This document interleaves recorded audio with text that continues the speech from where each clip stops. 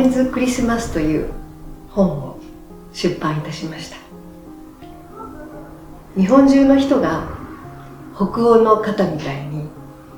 クリスマスをお庭で本当にナチュラルクリスマスを楽しんでいただけたらいいなと思って作った本です。私は10年ほど前からここのガーデンズでクリスマスをスタッフと一緒にもう目いっぱい楽しんでいます。子供の頃はクリスマスが待ち遠しくてワクワクしていました。大人になってからは今年はどんなクリスマスと出題にしようかワクワクするようになりました。北欧の人たちは10月になると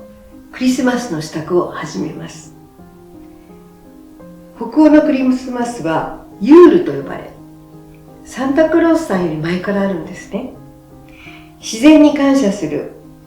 当時のお祭りが起源なのだそうです。森に出かけて木の実や枝を拾ってきて、それを使ってお庭やお部屋でクリスマスのディスプレイを楽しんでいます。そういう北欧の人の姿を見て、私も同じようにここ何年かガーデンズのお庭でもお部屋でもクリスマスをとっても楽しんでいます。北欧のクリスマスは家族や友人、人とのつながりを大切にする時期なんだそうです。人のぬくもりを感じて、自然に感謝して、本当に心から自分の周りの環境に感謝しながら過ごすクリスマスの有限な時間は、本当に身近なところに幸せがあるんだなって感じる時間なんだそうです。日本人もね、特に年末は忙しい日々を過ごすことにはなるのですが、本当に一年の締めくくりもありますけれども、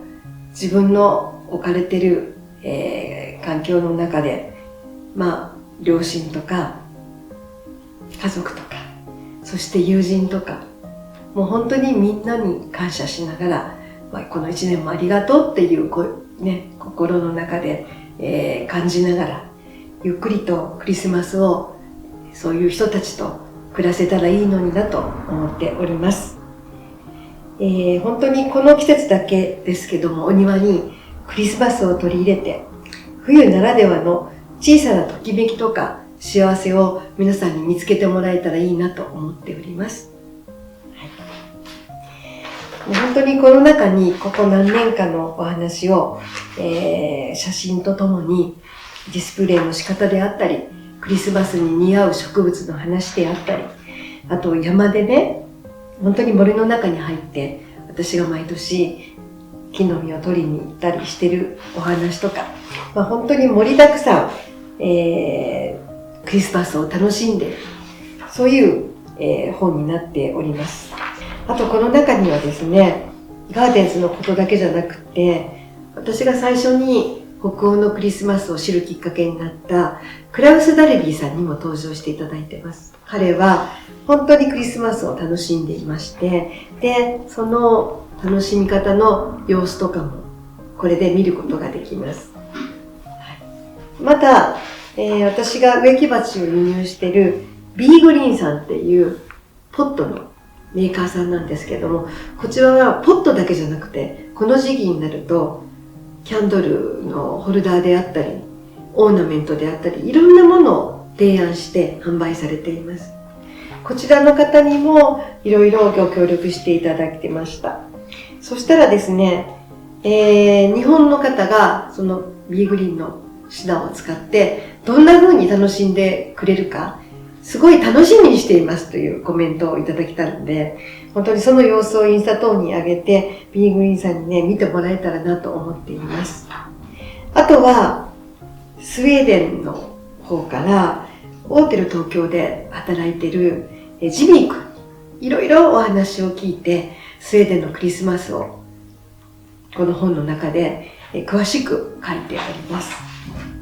本当にね、家族のためのクリスマスなんだそうです。あと、私がいつも夏に行ってインスピレーションをもらってる見本市。デンマークとスウェーデンに行ってるんですけれども、デンマークだとホームランドっていう見本市なんですね。そしてそれに続いてスウェーデンで、フォルメックスっていう見本市があって、まあこんなにも毎年毎年クリスマスの提案がどのブランドからも出るもんだなと。ね、どれだけクリスマスが皆さん好きなんだろうかっていうのがわかるんですけれども、こちらで私はインスピレーションをいただいて、で、それをガーデンズのクリスマスに取り入れて、あとここで私がときめいたものを仕入れて販売をしています。あとクリスマスのパーティーのね、やり方とか。そうですね、ここに今用意してますけど、もうクリスマスのために緑のリボンを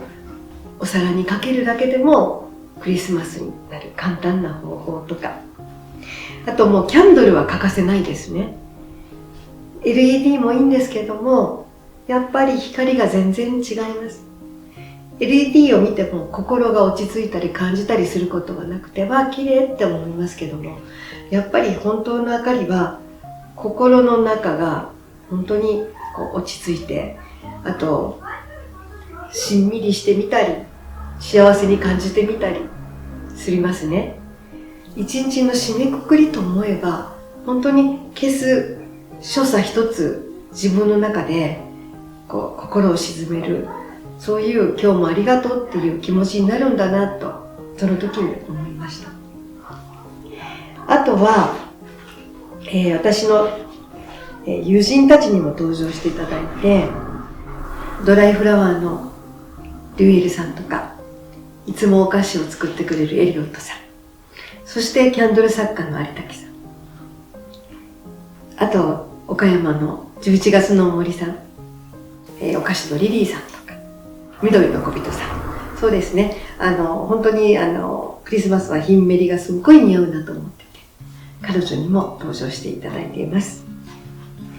そういうことで、もう本当にこの本の中が満載してて、サラさんにも登場していただきました。今回皆さんも見応えがあるんじゃないかなと思っています。あとプレゼント、北欧流の、もうめんどくさいからデパート行って5つ買ってラッピングお願いしますって買える、もう何でもお金で済まそうって思ってる私も今までいたんですけども、北欧の方はやっぱり一工夫してます。そうすることによって心もこもってて、ラッピングを一つずつ自分でする。それもですね、目から鱗だったんですけども、こういう麻のリネンね、布巾とかでね、もうたくさん持ってるものとか、テーブルクロスが汚れて使えないけど捨てられないね、全部じゃないからとか、そういう布を使ったり、あとはこんな風に、これ去年の IKEA のペーパーナプキン、こういうペーパーナプキンを使ったり、これも北欧で買ってきたペーパーナプキンなんですけどね、それにリボンだけはちょっと素敵なかけて、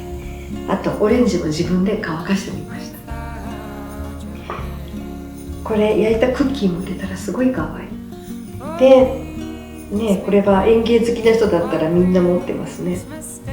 麻紐、こういうのでくくってみる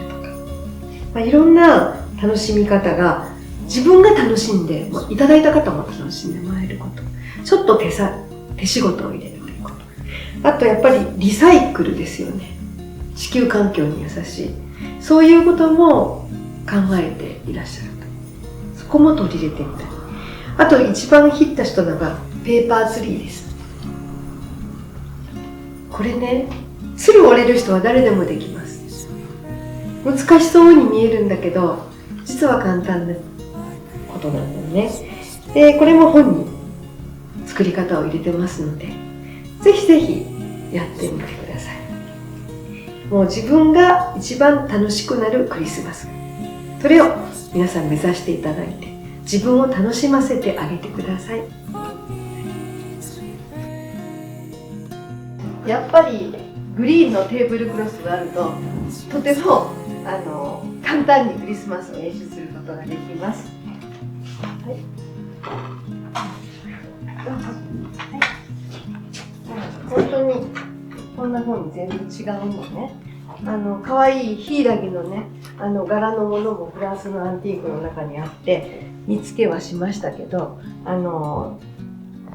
皿がまず全然違う。4枚同じだけど6枚ないとかいろいろあると思うんですけど、こんな風に全部バラバラの時に統一感を持たせたらいいなと思うんですけど、それに本当にリボンが大活躍します。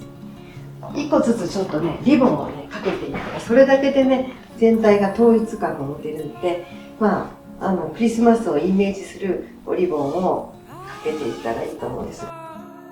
たくさんろうそくがあればあるほど楽しい感じになるかなと思います。それも LED もいいですけど、本物もいいんじゃないかなと思うん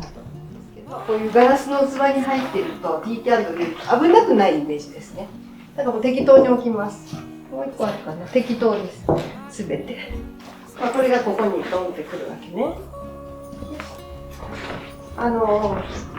ずもみの木とかのちっちゃい半端ものでもいいので、あったらすごいいいなと思います。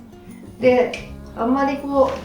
うしたらいいかと私もあんまり思ってないんですけど、適当に湾曲になるようにと思っていつもセットはしています。曲がってなかったから。そう、あえてこういうふうにして骨折させて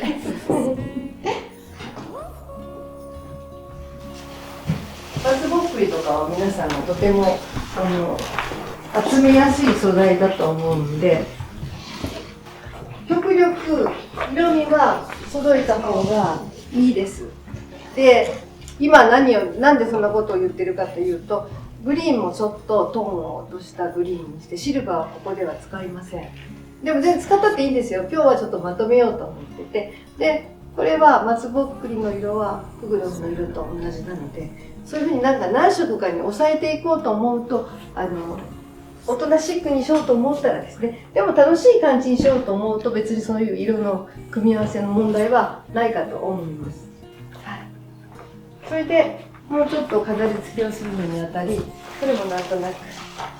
適当に。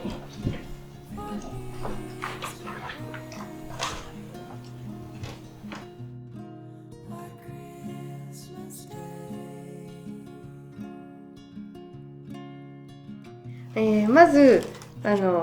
柊って本当にお家にあったらとてもクリスマスらしい演出ができます。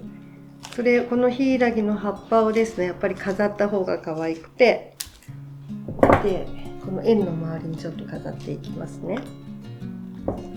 4つとかだったら四角形にしか見えないので、3つとか5つに置けば必ずリース状になる。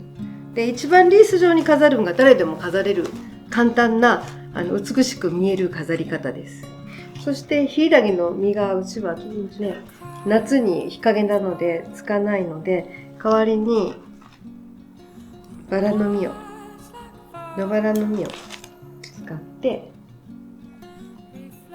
真ん中に入れると一気にクリスマス感が出ます。こんな感じですね。これでも全然雰囲気がもうね、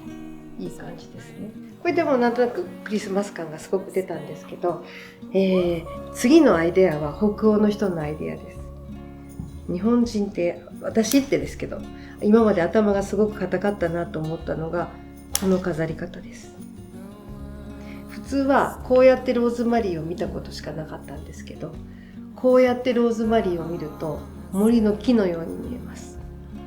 これがもうなんて素晴らしいことと私は思ったんですね。そしてここにふさっと刺すと、ほら森のツリーみたいになるの。もうこれはもう本当にグッドアイデアだと私は思って、この逆さにして飾るという感覚が今までなかったので、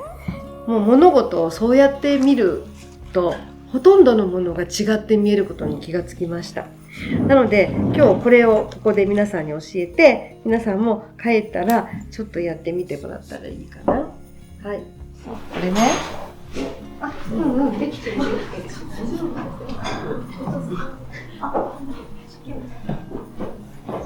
夫。だから、まあこの、フグロフだけが白くなるんじゃなくて、このね、ローズマリンが見立てたこの木がね、白くならないとダメです。このローズマリンの木に雪がかかった感じにすることをまずすることと、あとこの周りですね。このお皿のプレートとかヒイラギの葉っぱとか、そういうところをちゃんと